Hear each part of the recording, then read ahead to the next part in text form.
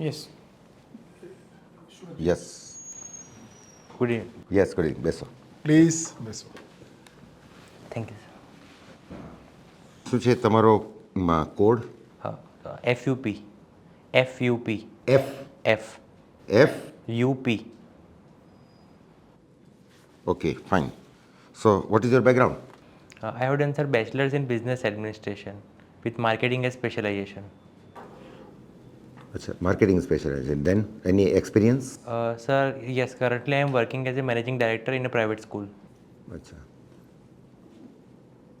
Have you heard name of Philip Kotler? Ji, sir, he is known as the father of marketing, and he has given the concept of marketing that it starts from the development of the product itself. That a product should be made as per the need of the customer, and he has given the concept of 4 P's. What are those? 4 P's are product, place, person, and promotion. Okay. And he also added a 1 P more, that is place, people, sorry. People. Yes, sir. Okay, fine.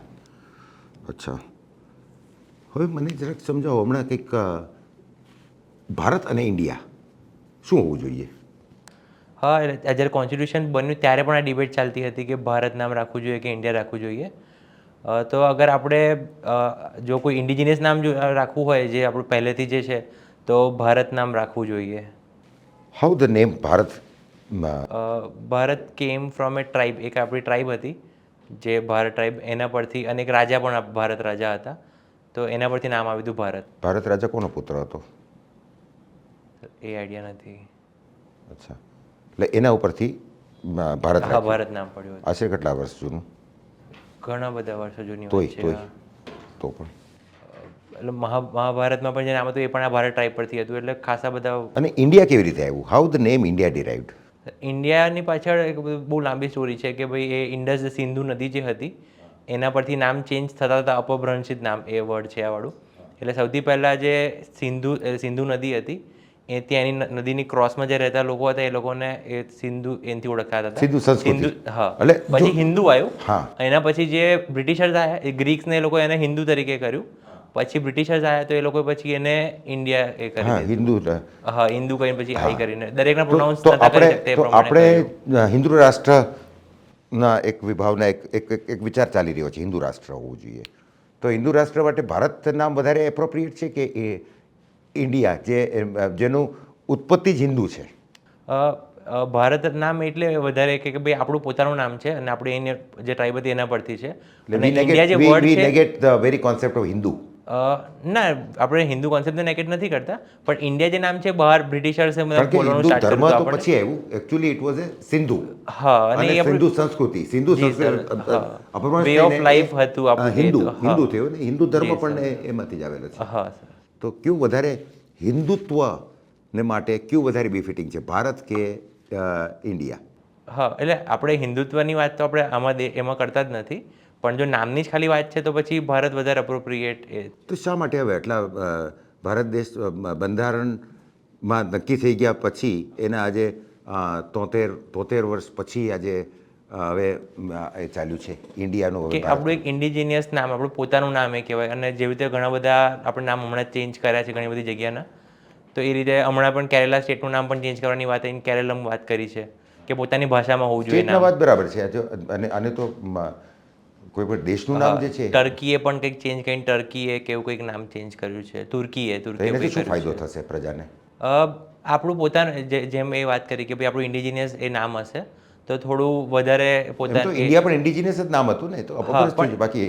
હા, એટલે સિંધુ નદીથી જ આવેલું નામ છે, પણ એ Britishers બોલાવતા હતા અને આ આપણું ઇન્ડિયન ઓરિજિનવાળી વસ્તુ છે, એટલે એ કરવું જોઈએ. તો ભારત રાખવું જોઈએ કે હિન્દુસ્તાન રાખવું જોઈએ? આ કોન્સ્ટિટ્યુશનની અંદર 2 નામ વચ્ચે હતું કે ઇન્ડિયા, દેટ ઇઝ ભારત, એવી રીતે જ કે એ લોકોએ ઉલ્લેખ કર્યો છે, એટલે બંને નામ વાપરી શકાય. અને એમાં હિન્દુસ્તાનનું એવો કોઈ ઉલ્લેખ નથી.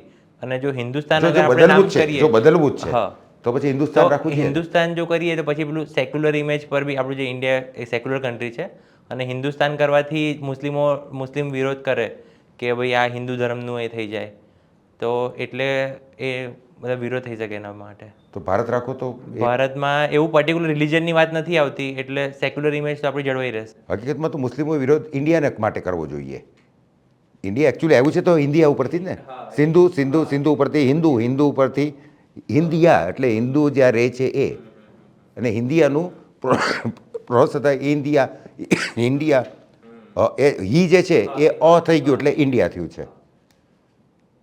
તમારા મતે શું વધારે બિફિટિંગ છે, ઇન્ડિયા, હિન્દુસ્તાન કે ભારત?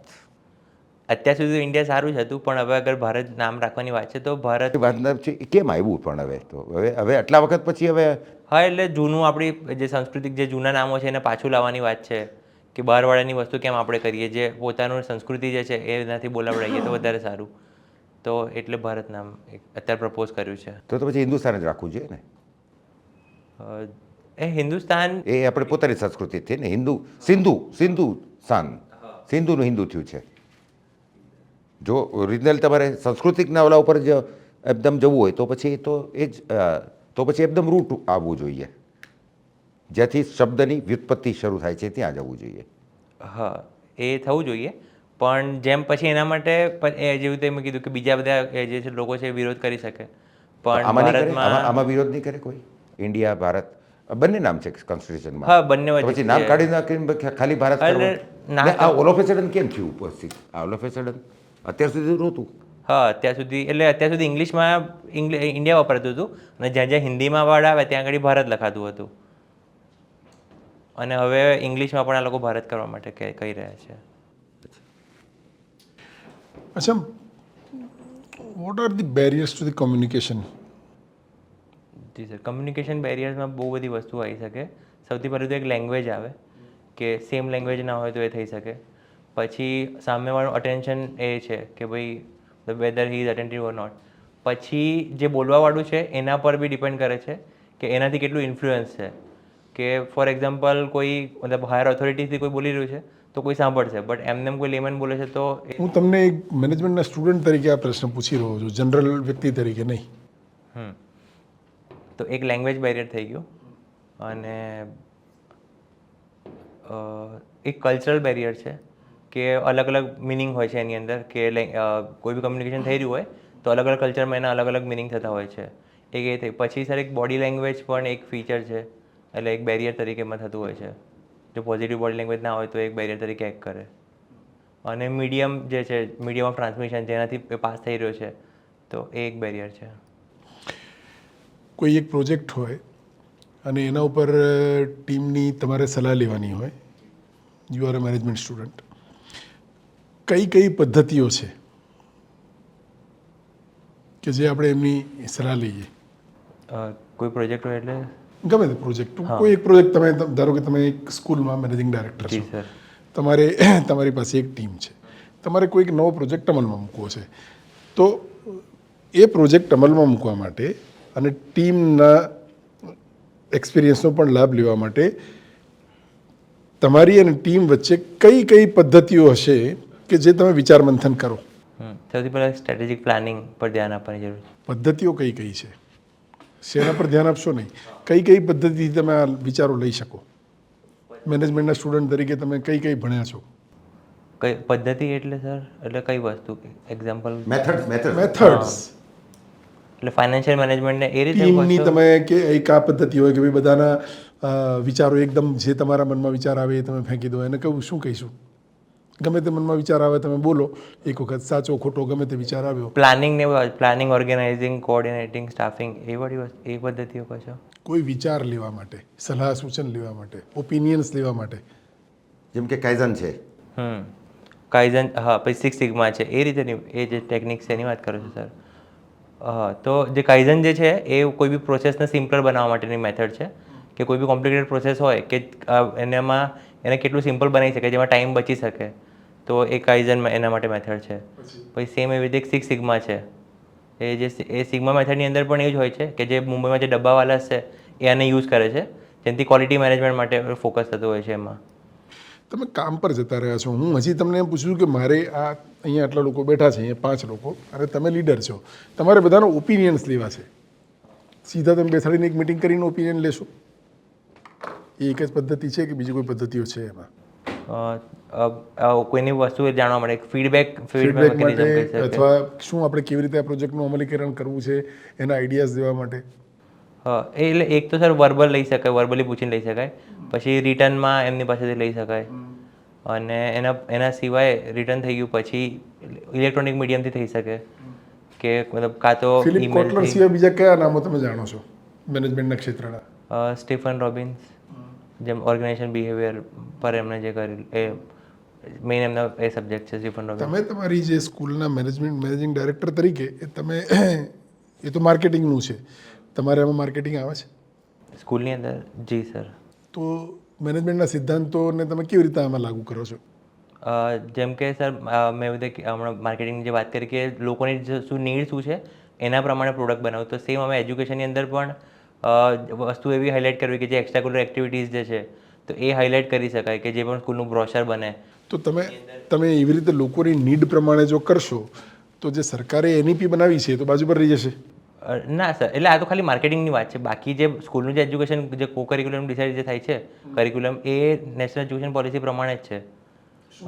જેમ કે એનઈપી કે હમણાં શું વસ્તુ ચાલે, હા જે એનઈપી જે આવી છે તો એની અંદર સૌથી પહેલાં તો વાત કરી છે કે જે અર્લી ચાઇલ્ડહુડ કેરની વાત કરી છે કે તો એના માટે કિન્ડર ગાર્ડન એ જે વસ્તુ હોય છે સર એના માટે એક national curriculum framework for formative years last year બહાર આવ્યું હતું, તો એ વસ્તુ અમે લોકો ઇમ્પ્લિમેન્ટ કરવાની સ્ટાર્ટ પણ કરી છે સ્કૂલમાં. તો આની પહેલાં આપણે કયા સિદ્ધાંતો પર અથવા કઈ શિક્ષણ નીતિ પર અમલ કરતા હતા?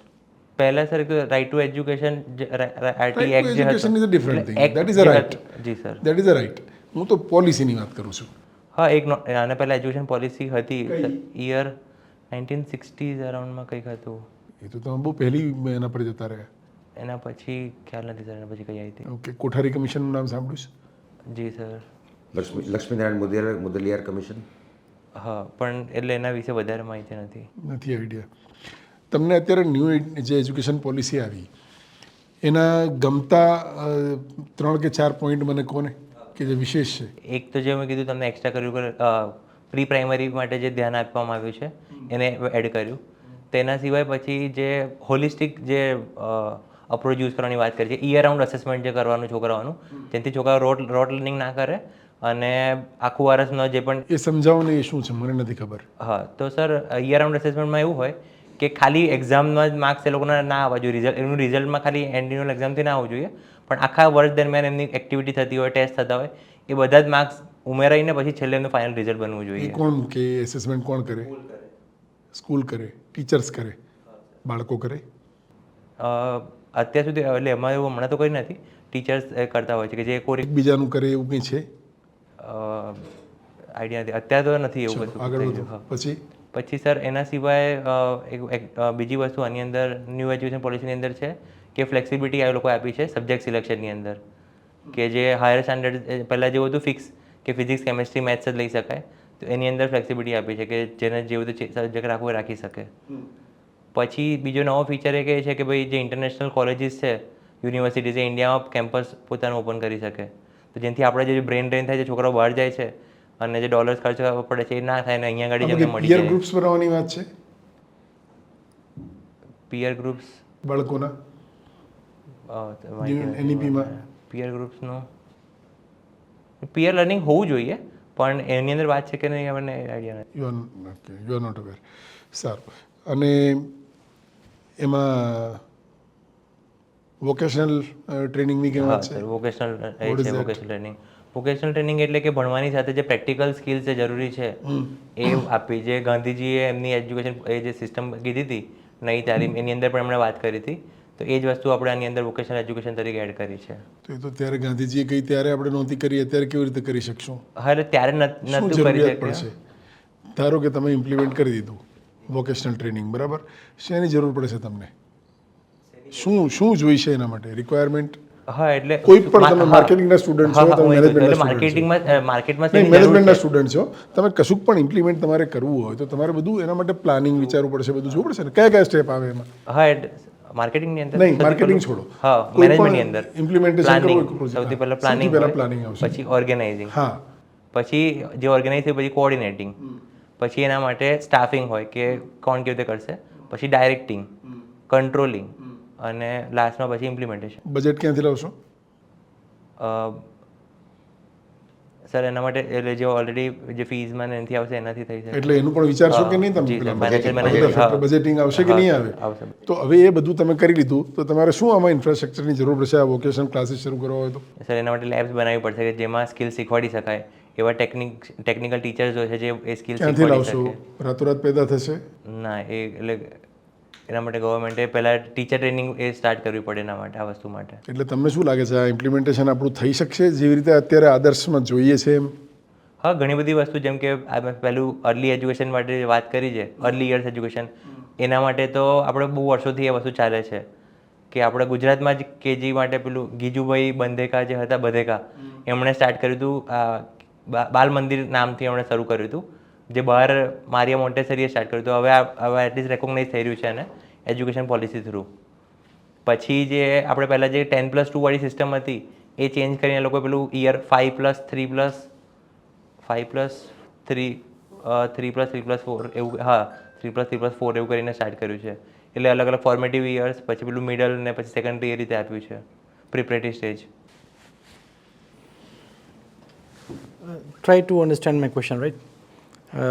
અત્યારે જે વાત ચાલી રહી છે ઇન્ડિયાથી ભારત નામ કરવાની, I mean at the end of whatever I mean, thinking you have for or against, આ કરવું જોઈએ કે નહીં, હા કે ના? ઓનલી હા કે ના?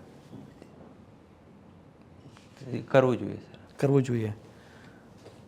તો પછી મારા ખ્યાલથી આપણું જે નેશનલ એન્થમ છે એ પણ બદલવાની જરૂર છે. નેશનલ એન્થમ આખું મગજમાં રાખો, બરાબર? પંજાબ, સિંધ, ગુજરાત, મરાઠા, દ્રાવિડ, ઉત્કલ, બંગા, બરાબર? હવે સિંધ તો રહ્યું જ નથી, સિંધુ નદી રહી નથી. પંજાબ પણ 56% તો પાકિસ્તાન લઈ ગયું છે, આપણી પાસે 44% પંજાબ છે. અને બંગાળનું પણ પાર્ટીશન થયું છે, ખ્યાલ છે ને? 70% બંગાળ. ક્યારે બંગાળનું પાર્ટીશન ક્યારે થયું? એટલે બાંગ્લાદેશ ક્યારે? બંગાળનું પાર્ટીશન ક્યારે થયું? બંગાળનું પાર્ટીશન 1911માં. 1911માં, 1905. 1905, સોરી, 11માં તો, હા 1905માં થયું. તો હવે નથી લાગતું કે આ નેશનલ એન્થમ જ બદલવાની જરૂર છે? આમાં જે નેશનલ એન્થમની જે વાત કરે છે આખું સબકોન્ટિનેન્ટ, જે ઇન્ડિયન સબકોન્ટિનેન્ટ છે એની વાત કરે છે. ના, હવે સિંધુ નદી પાકિસ્તાનમાં છે, હા, પણ ઇન્ડિયામાં પણ તો થોડો પોર્શન તો ઉપરથી જાય છે કાશ્મીરમાંથી. પંજાબ સિંધ પૂરું region નથી આપણી પાસે. પંજાબ આપણામાં ભલે ત્યાં થોડું કોઈ બાકી આપણામાં છે, અને સેમ બંગાળ. સિંધ તો જરાય નથી ને, સિંધ પ્રાંત તો છે. અને સિંધ પ્રાંત આખો નથી ને. અને બીજું કે આ ખબર છે આ રાષ્ટ્રગીત આ કોની પ્રશસ્તિ થઈ રહી છે આમાં? ભારત ભાગ્ય વિધાતા, એટલે આ કોના માટે કહેવામાં આવે છે? ઇન્ટરપ્રિટેશન પર છે. એટલે અમુક લોકો કહે છે કે શું કહેવાય, રવિન્દ્રનાથ ટાગોરજીએ પેલા બ્રિટિશર્સને પ્લીઝ કરવા માટે લખ્યું છે, પણ એ આપણા માટે પણ, એટલે ઇન્ટરપ્રિટેશન કોણ કેવી રીતે ઇન્ટરપ્રેટ કરે છે, બાકી એ ભારત માટે છે. તો ભારત અને ઇન્ડિયા એ જેમ ઇન્ટરપ્રેટ કરવું એ કરવા દો ને તો. હા, એટલે અત્યાર સુધી તો એવું જ હતું કે ભાઈ ઇન્ડિયા દેટ ઇઝ ભારત, એટલે બંને વપરાતું જ હતું ઇન્ટરચેન્જેબલી. વી કમ ટુ એન એન્ડ. હવે આપનું ઇન્ટરવ્યૂ જોઈએ ને તો દરેક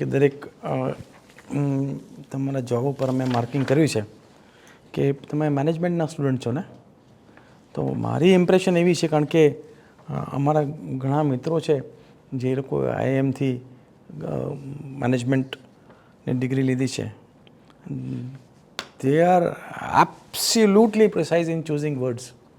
When they speak, they are absolutely precise. એક વર્ડ માપી તોલીને બોલે છે. તમારામાં એવું કશું જ દેખાયું નથી મને. તમે કઈ રીતના જવાબ આપો છો હું તમને સંભળાવું છું. ક્રોસમાં રહેતા, એટલે એ મને સમજાયું નહીં. સિંધુની ક્રોસમાં રહેતા. ક્રોસમાં એટલે શું મતલબ એને નીકળે? પછી ઇન્ડિજિનસ નામ, એટલે આ તો કોઈ ઇન્ડિજિનસ કે એક્ઝોટિક સ્પીસી કે એવું કંઈ નામ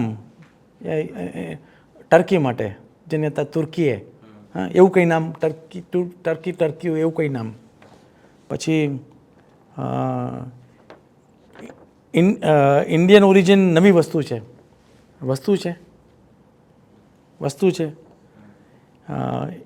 એ લોકોએ ઉલ્લેખ કર્યો હતો કોણ લોકો હિન્દુ ધર્મનું એ થઈ જાય શું થઈ જાય બહારવાળાની વસ્તુ હવે ઇંગ્લિશમાં પણ આ લોકો કોણ લોકો કે ભાઈ એટેન્શન ઓર નોટ સાહેબના કોઈક જવાબમાં તમે કે ભાઈ I mean you are addressing કે ભાઈ ટુ ધી બોર્ડ એટલે કઈ વસ્તુ એ બધી વસ્તુ see this is management student પાસેથી આ બધું word this is you have come for an interview. This is not a group discussion. You have come for an interview. એક આ તમારું ચાની કેટલી વચ્ચે દોસ્તારો વાતો નથી કરતા. બહુ કોફી શોપ ઉપર આપણે ચર્ચા નથી કરતા. આ તમારું બહુ નબળું પાસું છે અને you need to work on this. બાકી યોર જસ્ટ બાકી બધું બરાબર છે. Understand the question and then reply. બરાબર. સોક્સ તમારા એક વર્ડ સમજી વિચારીને બોલો. અને જનરલ અવેરનેસ પણ હજી જરૂરી છે થોડી. અને express views with logic and clarity of thoughts. તમારે ક્લેરિટી ઓફ થોટ્સ છે જ નહીં. તમે આખા ઇન્ટરવ્યૂને જાણે કે એક ગ્રુપ ડિસ્કશન હોય, એક આપણે ચાય ઉપર ચર્ચા હોય ને, ચાય ઉપરની ચર્ચા કોફી શોપમાં પણ આની કરતા હતા સર. આ ચાની કેટલી હોય ને એ મુંડકા ઉપર બેસીને ચર્ચા કરવા માંડ્યા. બેરિયર્સ ટુ ધી કોમ્યુનિકેશનનો તો આખું ચેપ્ટર છે મેનેજમેન્ટમાં. તમારે તો એ બધું વાંચી જાઓ. મેં તમને જે મેનેજમેન્ટની સ્ટાઇલ્સ વિશે પૂછ્યું, હિપહોપ થિયરી ને જાતની બધી અલગ અલગ એમાં પદ્ધતિ છે ઓપિનિયન્સ મેળવવાની. એ બધા સબ્જેક્ટ્સ એ તો સબ્જેક્ટના છે. એટલે તમે સમજો ક્વેશ્ચન, મેં એટલા માટે જ લખ્યું. એટલે તમારે સબ્જેક્ટ નોલેજ ઉપર ખાસ કામ કરવું પડશે. કરંટ અફેર્સ, રાજ્ય, દેશ વિશે વધુ તૈયારી કરવી. આઈ કોન્ટેક્ટમાં તમે નબળા ઘણા છો. તમે જેની સામે જુઓ છો એની જ સામે જોઈ રહ્યા છો. You are a managing director of a school. ક્લાસની અંદર ટીચર જ્યારે ભણાવે ત્યારે બધા બાળકોને એમ નથી લાગતું કે આ મારે જ જોવે છે સર. તો એ કેવી રીતે આઈ કોન્ટેક્ટ એવો રાખતા હશે ટીચર? તો you are a managing director of a school. It appears that you are taking interview very casual. નહીં સર, આઈ વોઝ ટોલ્ડ કે જે ક્વેશ્ચન પૂછે એમની સામે જોઈને એમની સામે જોવાનું વધારે, પણ બાકીના લોકોને ઇગ્નોર તમે નથી કેવા કરવાનું. શબ્દો વાપરો છો તમે જો તો ખરા. ના સર, હા એ ભૂલ છે, હું સુધારી રહી છે વસ્તુ. તો થોડી મહેનત કરો. ક્યારે છે ઇન્ટરવ્યુ? 20 તારીખે છે, સમય છે. તમારી There are જે chances. So તમે તમારી જે સ્ટ્રેન્થ છે ને, your overall appearance, I mean your personality, the way you said, the way you your physical confidence. gestures, એ બધું તમારું જે પોઝિટિવ જે પાસું છે ને, એ આ તમારા પેલા જેવું પેલું કદાચ એ આવા બધા એવા લોકો એમાં પૂરું છે ને, એ કડું કાઢી નાખજો, રીંગ કાઢી નાખજો. And what language you are comfortable? Sir both English Gujarati both. તો પછી વાંધો નહીં. બાકી નહીં તો તમને એમ લાગતું હોય તમે ઇંગ્લિશમાં વધારે કમ્ફર્ટેબલ છો તો પછી ત્યાં એ પ્રિફર કરજો. Right. Careful about your words. Sure sir, I will.